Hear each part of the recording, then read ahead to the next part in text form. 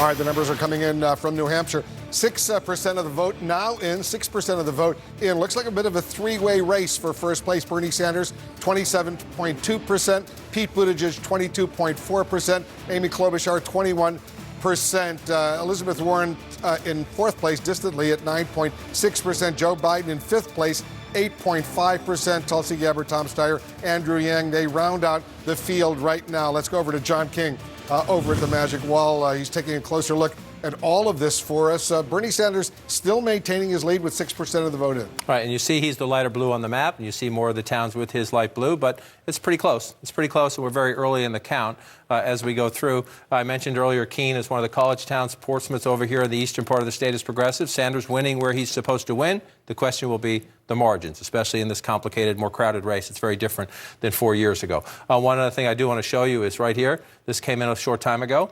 This is Laconia.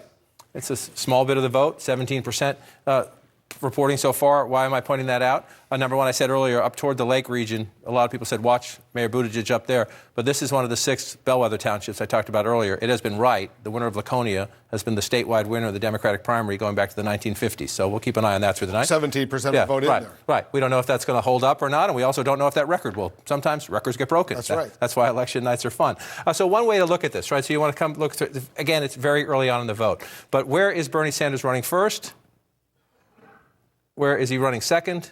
And where is he running third? So you see all of these. You see some Klobuchar green here. That means she's leading in that county, but Senator Sanders is either second or third. You see these lighter greens. That's where Mayor Buttigieg is leading, but Sanders is running second or third. Obviously, the lighter blue is where he's running first. Well, that's how you stay competitive. If you're not winning everywhere, you got to be coming in second or coming in third to keep the margin statewide. That's one way to watch this as it plays out, to see the strength. This is what we saw with Mayor Buttigieg in Iowa, for example, leading in so many counties, but also coming in second and third to get more. So let's turn this off and come back out here and let's do it a different way.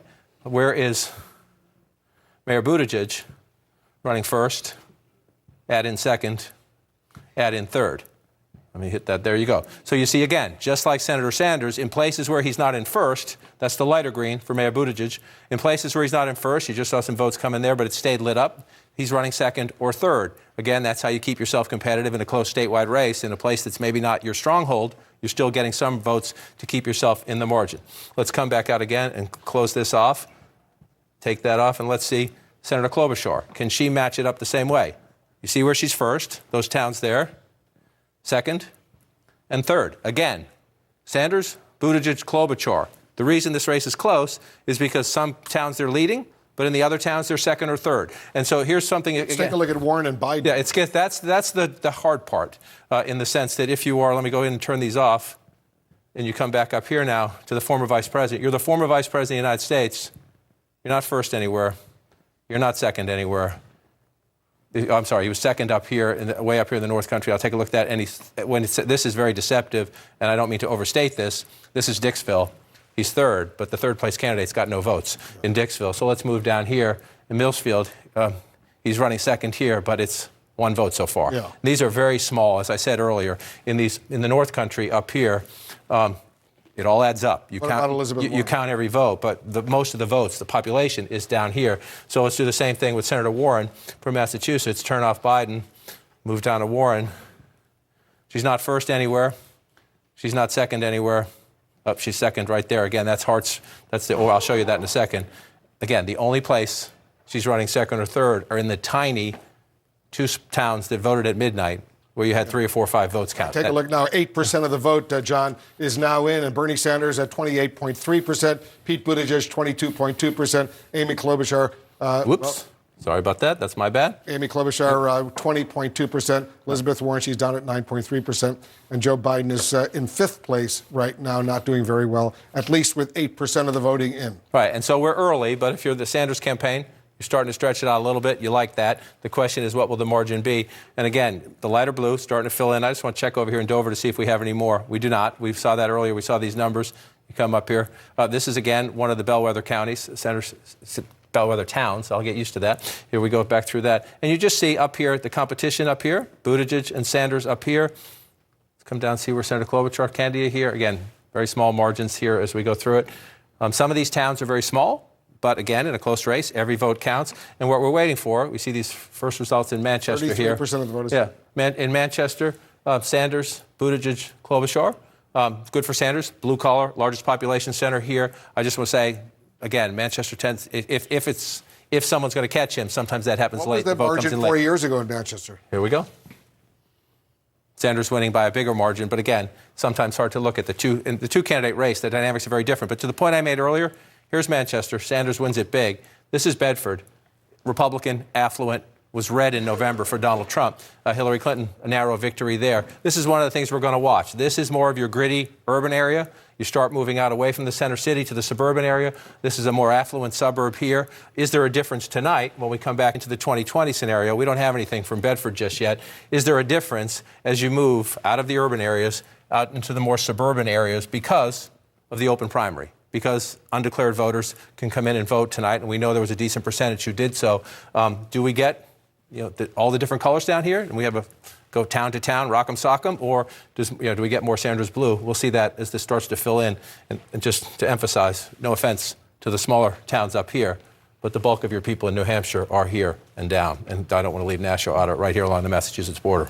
Yeah, that's an important point. 10% of the vote now in, there it is. 10% of the vote now in. That's Bernie Sanders is still ahead, 27.8%, 22%, 22.3% for Buttigieg, 20.8% for Klobuchar. Elizabeth Warren down 9.6%, but that's 10% of the vote is in. So it's coming in relatively quickly. The Secretary of State, Billy Gardner's been on the job a long time in New Hampshire. They do know how to count votes. They also learned a lesson from Iowa. They all double-checked, triple-checked, quadruple-checked to make sure they did the best they could do. And again, you go through, just for those of you who might be fans of other candidates, Joe Biden down at 8%, Tom Steyer, Tulsi Gabbard, Andrew Yang rounded out. Pretty low vote total so far as we go. But as I say, pretty low vote totals, one of the other issues in this crowded field, as long as they stay in, 3%, 4%, they come from somebody. Yeah. The issue is for the other candidates. The more the other candidates stay in and get it's limited appeal, but these are votes. These are votes, and so then you get up to that Biden and Warren at the moment are in single digits. Very troubling for two candidates who early on in this race were viewed as serious contenders, prime contenders. It's only New Hampshire. It's only one state, but this is going to be a trouble sign if they stay down here and again up here. That's a nice tight race for the top with Senator Sanders starting to stretch it out a little bit. Yeah, with 10% of the vote. In Anderson, the numbers, I suspect, are going to be coming in even more quickly. Yeah, 10% in right now. Wolf, thanks very much. Gloria, three-way race, at least at this stage. Very exciting. We just don't know what's going to happen here. I think, look, the question is, if Bernie Sanders remains ahead, how large is Bernie Sanders' lead going to be? And then the other question is there Klomentum, is that what they call it? I don't know. About half of the people looking at the exit polls say that they decided in the last few days. Many of them watched the debate. I mean, when I was in New Hampshire over the weekend, I went down a line of people and asked them, did you watch a debate? Every single person who was waiting to get into a Pete Buttigieg rally told me they watch the debate very carefully. And we all know that Amy Klobuchar did very well in that debate. I believe now she's in a battle with Pete Buttigieg for second, which would be incredibly surprising. I'm not sure Klomentum is a great... I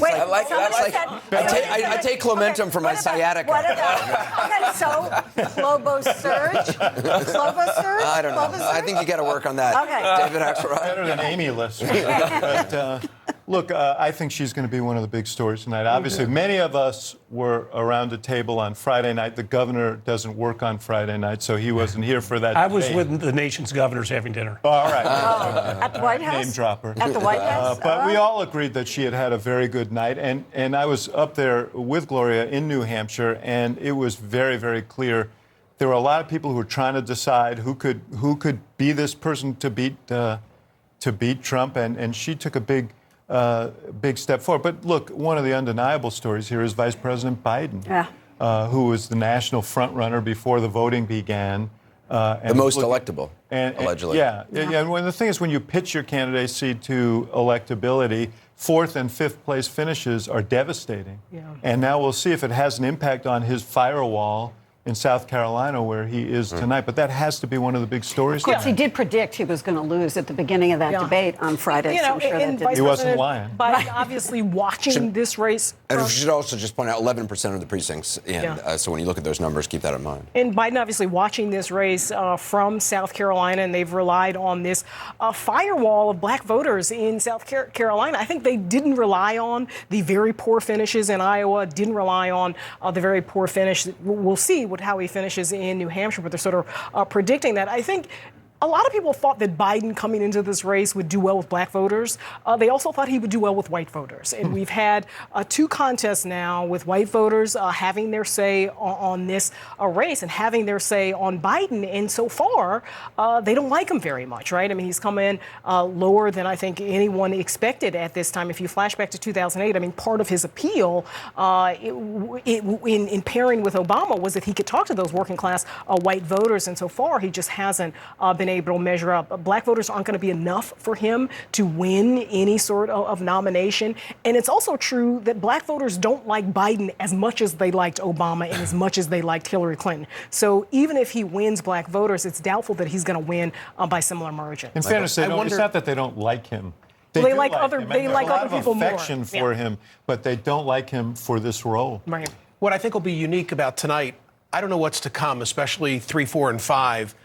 I don't know that at the end of the evening we'll have the clarity that we're normally afforded after Iowa and New Hampshire, because I'm forecasting ahead and thinking of the different scenarios, and I can see us closer to the midnight hour tonight saying, okay, so what does it mean? And frankly, there won't be a clear answer because there are so many intangibles in this race, one of which is the fact that you'll have a new candidate, arguably on that debate stage next week, that we've yet to see who's having a significant impact. So this is a very unique cycle. I think we thought 2016 was a unique cycle. Yeah. This is a very unique 13% situation. 13% of the vote now in, Van. I think that the big excitement is Amy Klobuchar. You know, I think I can. You know, so you have somebody who everybody kind of written off. It's like, well, when is she going to put her cards on the table and walk away? And she's starting to catch fire. And that's the thing about politics. You never know when your moment's going to come. And her moment came on Friday, and she's, you know, you see her, she's up there. So that's pretty exciting. I don't think we should miss the obvious, though. Bernie Sanders is a phenomenon. He is. He doesn't get any attention. People don't talk about him. He just continues to rack up these big numbers, these big margins. And he's doing stuff that we don't talk about enough. He's appealing to young people and people of color, increasingly, and women, and the beer track voters that, you know, people talk about for Biden. They're showing up for Bernie Sanders. He's got an army of unbelievable donors. If anybody else had all that, we'd be saying, this guy's our guy. For whatever reason, we continue to talk about everybody but Bernie Sanders. I completely agree. And I think that, you know, 4 years ago, right, a lot of people weren't expecting someone like Bernie Sanders to be a national contender, and he very could well be the Democratic frontrunner for the nomination. So I think that's huge.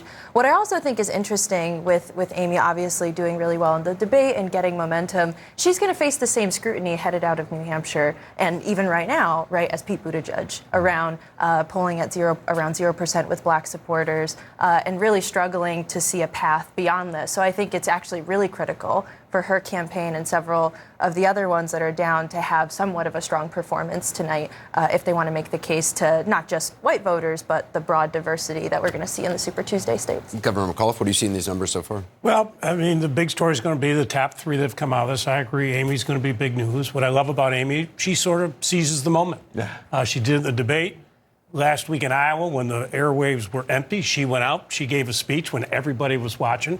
You know, having been a candidate and run a few of these campaigns, you got to seize the moment, and she's done that, and you got to give her credit for that.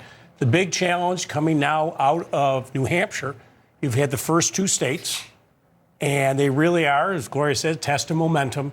Now, to me, it's really a test of coalition building, because we now move into states like Nevada, like South Carolina, where you've got to begin to bring a broader coalition of African Americans, Latino community, and that is going to be the big challenge for these candidates that are leaving here. Momentum's important. Amy's got to show she can build the field. Can she raise the money and do what she needs to do? Obviously, Senator Sanders has the money to do it. Pete has the money to do it. But it'll be a real test for these candidates in the next step. How do you build the coalitions as we go forward? Remember, only 4% of the delegates are chosen in February, 61% in March. We have a long way to go. I was actually in New Hampshire just this morning, so I got to watch the people stream into the diner at 8 a.m., 8:39, having already voted with the stickers. The energy was almost good enough to make up for the last time I was in New Hampshire, which was 4 years ago for Hillary Clinton, which was not a positive evening. This felt good, but it also felt like there was zero consensus. I asked everybody who walked in with a sticker on who they had voted for, and I got different answers from every table. Seeing these early polls showing that 48% of the electorate made up their mind in the last few days, wow. I think that really underscores how very, very fluid this race is right now. We've said it tonight. We'll say it again. We have had two states that have a very not a diverse selection of voters at all weigh in, and I think we don't really know where this race is going to go, and we won't really until we see Nevada and South Carolina and the coalitions the governor was talking about. And Governor, I mean, the fluidity is not on where these people not knowing where these candidates stand. It's on who can beat Donald Trump. By far the single biggest issue. And I think that's what helped Amy on the debate stage. They saw her being able to be on the debate stage with Donald Trump. I mean, Trump is giving us so much ammunition every day. I mean, you look at his budget that he just put out, the cuts to Medicare, Medicaid. We need a fighter who's going to take him on and say, you're lying, you're doing exactly the opposite of what you said you would do. So we can beat this guy, but they want to see a fighter who can actually do it. And that's why I think you've seen the results you've seen so far. So there's a debate next week in Las Vegas, and Amy Klobuchar has never had a target on her back from the other candidates. Yep. Amy Klobuchar has been able to kind of say, well, I'm the one who works with both sides, and I can do that. And nobody has been attacking her. Now I would think that since she has catapulted herself, there are going to be people trying to draw distinctions. And she may have a glass jaw in her prosecutor record. Being a prosecutor used to be a great thing for you if you're a Democrat. You show you're kind of tough on crime. It's a good thing. In the age of Black Lives Matter and criminal justice reform, not so much. She was on The View and got grilled on her record as a prosecutor. So she's going to get challenged. But I still think this sort of every woman from the heartland standing up for regular values up against Donald Trump, there's still some appeal there. She also won't be the only person on that stage getting grilled, and perhaps for the first time, Mike Bloomberg. It is going to be his first debate. No, but what Alex said is very important. You know, I said, I think in one of our previous get-togethers, that the headiest time in campaigns is when you're on your way up. The hardest time is when you get there. Because when you're on your way up, nobody's taking shots at you, and you get to perform. But when you're there, when you get there, and Pete Buttigieg learned this, Elizabeth Warren learned this. But I want to talk about this Bernie Sanders issue, because I think Bernie Sanders is a phenomenal politician, and he ought to get his due. And he has a core support that is solid. But we should also point out that 50% of the people who voted for Bernie Sanders last time voted for somebody else today. He's struggling here to get to 30%. He got 60% last time. There was the turnout apparently was not very, which is a party-wide concern should be for Democrats. And the turnout among younger voters wasn't particularly good today. So for all those reasons, Bernie Sanders should be happy if he wins today. And frankly, Elizabeth Warren's performance here is heartening for him, because if he can consolidate the left, he becomes a stronger candidate. But there's not all blue skies here for him either. Well, I think it's important to point out, too, right, that we have a gigantic field, as you can see. And I think that, part of the reason, this is a state where he won almost 4 years ago by 2-1. But I think with such a big field, and I think it's less actually about ideology, which I think pundits tend to put things into a box there. And I think it's actually more about policies, ideas defeating Donald Trump, but are going to center and prioritize the working class of this country. And I think he's proving through the rise in national polls, not just with white working class voters, but also rising with Latinos, which is going to be a big deal heading into Nevada. Interesting that you saw Biden go straight to South Carolina, skip Nevada, even though that's one of the most arguably diverse early primary states. But I think it is about that. And that's where you see a lot of people that were Bernie Biden or Warren Pete Buttigieg, people want to feel centered. Yeah, and he's got real energy and I think an emotional connection with those voters. He's obviously going to be able to raise a lot of money, and that's partly because people are attracted to his candidacy Also, the because credibility he's of a fighter. consistency. Exactly, Yeah. exactly. And, he takes advantage of his debate moments in a way that some of the other candidates don't. And it looks like he's going to be able to have, it might not be as high as it was before in terms of how well he does in New Hampshire, but he does have this solid core in a way that some of these other candidates he doesn't don't. just take advantage of his debate moments, but he handles the incoming better than any of the had other a lot of candidates. I mean, he just escapes unscathed from these things. He's got an amazing facility for throwing off these attacks.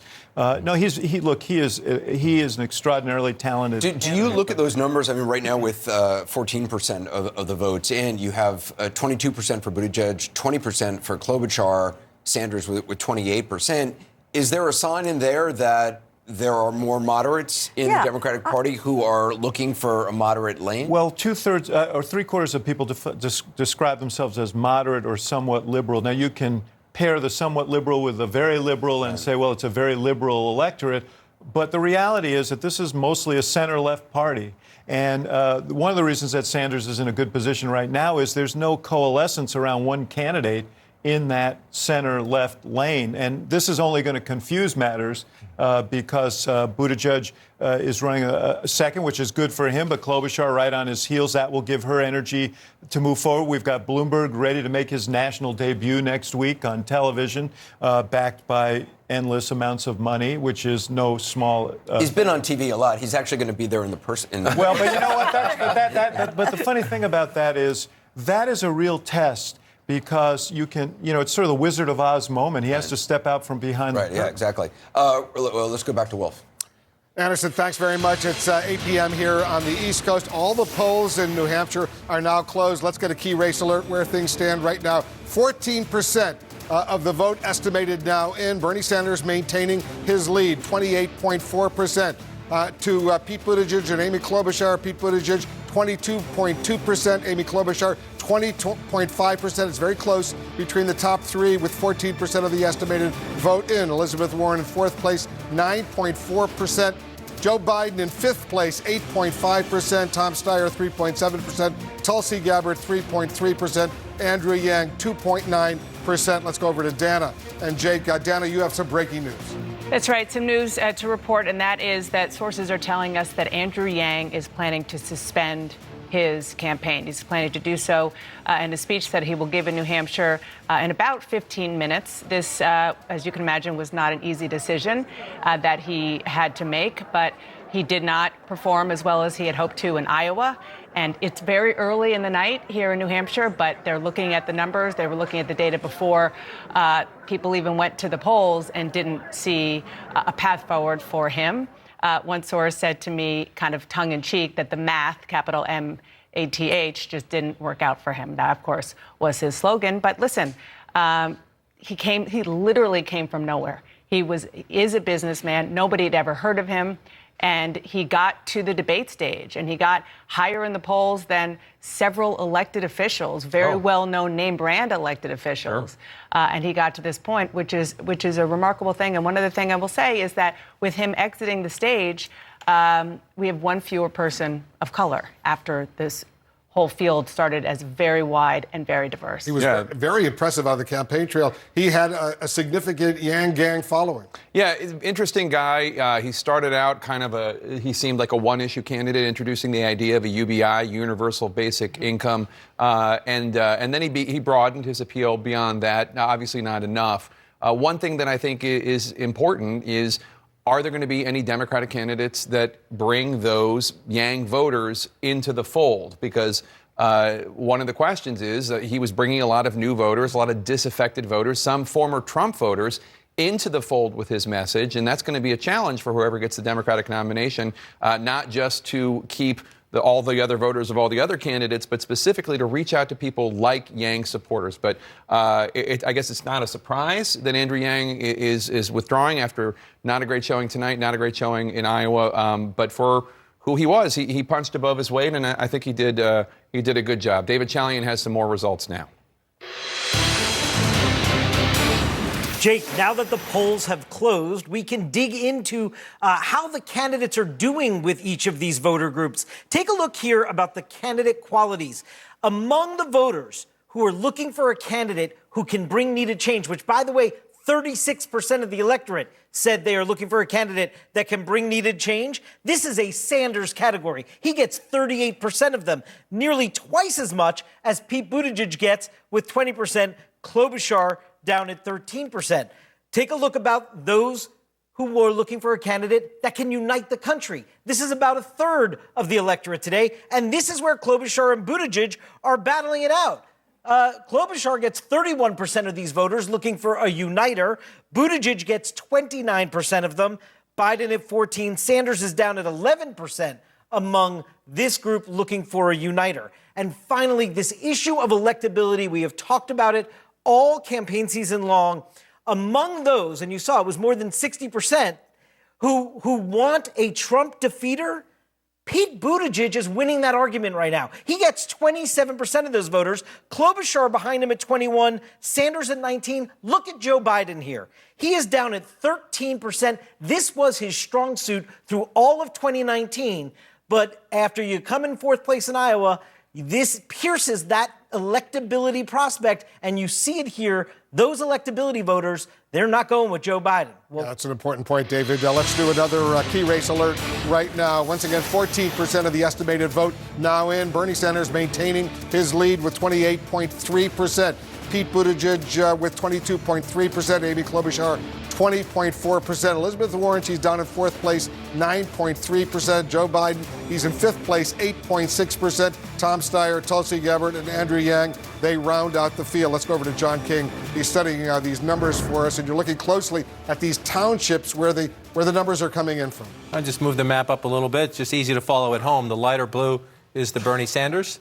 Bernie Sanders is in the lead. You see more towns that are lighter blue, so some of this you can follow along logically. What is happening here, though? Mayor Buttigieg is the lighter green, running second right now. This gap has been pretty consistent, but we're still at 15% of the vote. We'll see. But this gap's been pretty consistent for a little while. We'll see how it goes. And Senator Klobuchar running third. She's the darker green. You see her performing well down here and up here as well. What to make of it? You keep going around. You're looking at places, number one, where there are votes. You come over here to Portsmouth, and you see here, they're at 20% here now. This is an area where it's relatively close. Again, if you go back in time, Sanders is leading, and he's leading in most of the places he won last time. There's one or two exceptions I'll show you in a minute.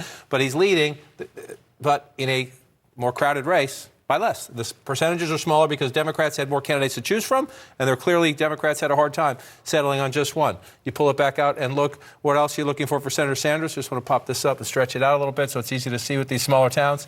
Again, saw this earlier. We're up to 40% now in Keene State, one of the college towns. Are the younger people coming out? You heard David Axelrod earlier making a point. This is a key test. Let's watch turnout at the end of the night. Even if Senator Sanders wins, one of the questions will be, is he turning out new voters? Is he bringing young voters? Is he winning as big a percentage with the younger voters as he did last time? At the moment, you're happy to be winning. You count the votes as you go. I want to come back out here. And you just look as it fills in. Again, this is more up toward the Lake counties area here. This one is Bernie Sanders. This one is Pete Buttigieg fighting it out town by town. That's what makes it interesting in a competitive race. You go town by town. But as we count right now, the Klobuchar strength down here, Concord, very close. You see, in the places where she is winning, it tends to be a very close race. But as you watch it fill in, Wolf, we're going to go on for a while. But again, the basic shape of the race, this lead has held for a little bit at this margin. And the conversation that will be had later tonight, if this holds up, from neighboring Massachusetts, had a great strong summer. In New Hampshire, seems to be fading. Former vice president seems to be fading. Dana just told us the news about Andrew Yang. He's at the bottom of the pack tonight, dropping out of the race. You say, oh, that's only 3%. That 3% has to go somewhere else in the future states, number one. And you're losing not just a person of color in the race, but more of an interesting candidate, an outsider, somebody new to the race, somebody on the debate stage, shakes things up. That'll be an interesting thing. New Hampshire tends to not have a great track record in terms of the winner of New Hampshire winning the Democratic nomination. Sanders won New Hampshire last time, didn't win the nomination, but it does have a history of winnowing the field, and we have our first example of that tonight. With 15% of the vote in, Bernie Sanders maintaining his lead, but there's a real battle for second place, at least with 15% of the vote in. Is this surprising? Well, a lot of people are going to try to, is this the progressive versus the moderates? And if you added this up, you get, you're above 40%, closing in on 43%. Is it time for the moderates to come together to beat the progressives? One of the interesting things when you go to the events, there are a lot of liberal people at Buttigieg events. There are a lot of people who describe themselves as conservatives because he's so familiar in New Hampshire. So we should be very careful about the liberal bloc. But the fact that two Midwesterners have come into New Hampshire and beat, or at least are leading at the moment, let's keep counting votes, are running ahead of a very familiar senator from neighboring Massachusetts. Member Dukakis, Member Kerry, Member Romney. People from Massachusetts come into New Hampshire and tend to do well in the primary. The fact that you have two Midwesterners, a senator and a former mayor, running ahead of a senator from Massachusetts and a man whose title is former vice president. 8 years. Yeah, for 8 years, and a familiar face in Democratic politics. That does tell you something. It tells you that you have two very fresh face on the national stage, and that Democrats, and this is the history of the Democratic Party, look for something young, look for someone young, somebody different. It tells you that you have less familiar candidates who are getting a look by the voters of New Hampshire. But the top three, at least with 15% of the vote now estimated to be in. Let's take a look at each one, first place, second place, third place, because it gives us an indication where this is heading. Right. So let's move this over. The colors will stay the same, but you'll see highlights, right? So you come in here, we're going to look at Senator Sanders first because he's in the lead. Let's see if we can get that to pop up for me, right? Senator Sanders we'll look at first. There's where he's first. Add in towns where he's second. Add in towns where he's third. So you see Klobuchar towns, you see Buttigieg towns. Bernie Sanders is competitive just about everywhere in the places where we have votes so far. Not surprising. Again, he's a familiar face. He ran very strong 4 years ago. But that's how you do it. If you're going to lose some towns, you want to come in second in a close statewide contest to get every last vote. That's the Sanders perspective. So Mayor Buttigieg right now is running second. Let's turn that off and come back in here and come back down. There's where he's first. There's where he's first or second. And, I got to get that together. Hold on. First and second, and third. So again, Buttigieg. Yes, this is Pete Buttigieg. Again, Buttigieg is the lighter green. He's first there. But in these Bernie Sanders towns and in these Amy Klobuchar towns, Buttigieg is in the top three, which is why you have a closer statewide race. He's competitive just about everywhere so far as we go through it. And now you come out and just see if we get the same for Klobuchar. Come up here, pop this off. Here's where she's first. Fewer places, but you see that pop up. The lighter green is Buttigieg, and blue is Bernie, and then three. Pretty much the same when you go through it. You have a three-candidate race. As all the towns we've gone through so far, that these same three tend to be running first, second, or third. Yeah. So it is largely a three-candidate race, which, again, as you're looking ahead, if we saw more, and let's just see if we see any, let's just come out here, and let's turn this off. So if you're in the Warren campaign headquarters and you're thinking, okay, these are just early results, she's not running first anywhere. She's not running second except for in that tiny county that reported at midnight. And she's running third in one town here. So if you're in the Warren campaign headquarters and you're thinking, are we competitive? Are we in the mix? Can we start to come back? That's pretty depressing. Yeah. When you look at that, again, we're early. We'll count. We'll keep looking. Even in the townships along the Massachusetts border, right. Her humps there. Right. Now, we don't have a ton of vote down there yet, so we'll see if it comes in. And just one more pop at this. Come up here. Former Vice President of the United States. First, nowhere. Second, way up there. I'll take a look at the size of that in a minute. But again, I almost don't want to do it because it feels mean to do it. We're talking about a very tiny place up here. 4 votes, 5 votes. Yeah, 2 to 1 in the town. So it feels almost mean to do it. But that just tells you that, again, you're not first, you're not second, you're not third in any place of significance on the map. That is the definition of a very bad night. Yeah. And, 17%, by the way, of the vote is now in, and Bernie Sanders maintains his lead over Pete Buttigieg and Amy Klobuchar. Show us the population, if you can, because most of the vote, only 17% is in. Most of the vote still remains at large. Right. Most of the vote we have a lot of vote out in the state. And if you want to look here, number one, just the larger circles are where the people live. So, again, no offense to the North Country. The people. So wherever you see gray, it's not in yet. Right. Wherever you see gray, it's not in yet. And where you see the larger circles is where you have the population centers, where more of the votes are as we get through the night. That's one way to look at it. And, again, the bulk of the population is down here. Let me turn this on, is below here and really below here. And you come along. You made the point about Elizabeth Warren. To be fair, let's just see as this fills in if she can have more affinity along the Massachusetts border. But if you want to do it at the moment, you come over here, Salem, very key in a Democratic primary, a key place to fight it out. You see a relatively close race here. Mayor Buttigieg winning in a place that if you went back... And 100% reporting it. If you went back to the summertime, you would think we're going to look and see how Elizabeth Warren does along here. If you're talking about people from Massachusetts who have moved over Let me just stretch out the map for you. You're right there along the border. Come over here. This is as you move to the western part, again, as you get closer. These are very small towns here, as you see.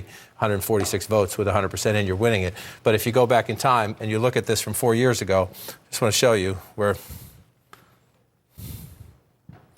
these are the places where Senator Sanders, the gray and the ones that are colored in, we have votes. The other, you see the darker gray, the lighter gray, I'm sorry. These are the places where Senator Sanders ran the strongest 4 years ago. Only in one of those towns is Mayor Buttigieg giving him a run in Woodstock, New Hampshire, and you see it's 100%. It's very, very close there. 2 votes. Very small. A 2-vote difference. So Senator Sanders is winning or running very strong in the places that were key to his victory in 2016, but the margins are not as big, which is why we have the very close statewide race right now. All right, 19%, John, of the vote is now in. Bernie Sanders remains in first place. Pete Buttigieg in second place. Amy Klobuchar in third place. The numbers are coming in rapidly from New Hampshire. Much more right after this.